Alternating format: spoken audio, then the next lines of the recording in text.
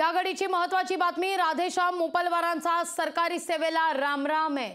मोपलवारांना war room महासंचालक पदावरून हटवलेले आहे। राधेश्याम मोपलवार MSRDCच्या जबाबदारीतून मुक्त झालेले आहेत। MSRDCच्या कंत्राटावरून मुख्यमंत्री एकनाथ शिंदे यांचे निकटवर्ती असलेल्या एका मित्राशी संबंध बिघडल्याने मोपलवार यांना हटवण्यात आल्याची चर्चा सुद्धा आहे। याविषयी अधिक माहिती घेतोय आपल्या प्रतिनिधी मीनाक्षी म्हात्रे यांच्याकडून। मीनाक्षी, काय नेमकं कारण आहे?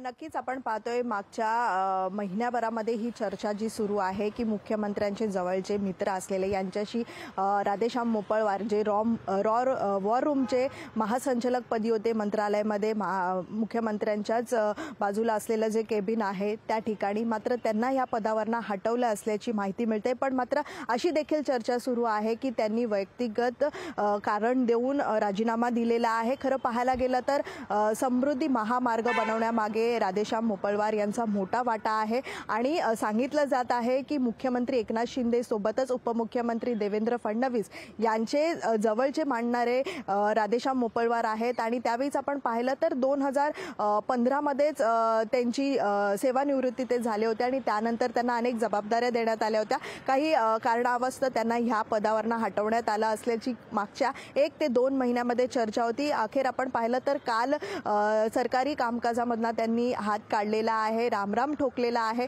खरं पाहायला गेलं तर त्यांच्याकडून अशी माहिती मिळते की त्यांनी वैयक्तिक कारणावस्तव हा राजीनामा दिलेला आहे। पण मात्र मागच्या 2 ते 3 महिन्यांपासून अनेक विविध चर्चा ज्या आहेत त्या सुरू आहेत। मुख्यमंत्र्यांचे जवळचे असलेले मित्र जे MSRDC मध्ये आहेत आणि त्यांच्याशी वाद असल्यामुळे त्यांचा हा वॉर झालेला आहे। त्यामुळे हा रामराम जो आहे तो त्यांनी आता सरकारी कामकाजांना ठोकलेला आहे। त्यामुळे पुढची भूमिका कशा पद्धतीत त्यांची असणार आहे हे देखील चर्चा आहे की मोपलवार राजकारणात एंट्री करतील, अशी ही एक चर्चा आहे।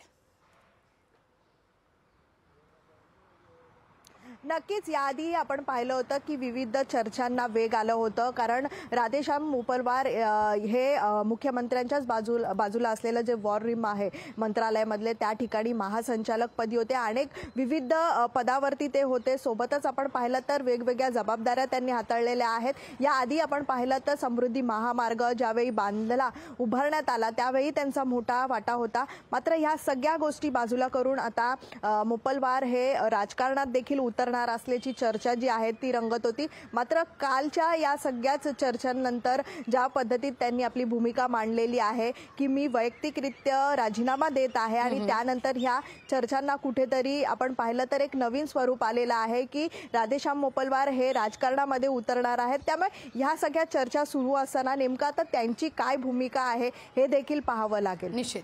मीनाक्षी, धन्यवाद तुम्ही दिलेल्या एकूणच सविस्तर माहिती करता। लोकशाही मराठी ऐका, पहा, जागरूक रहा।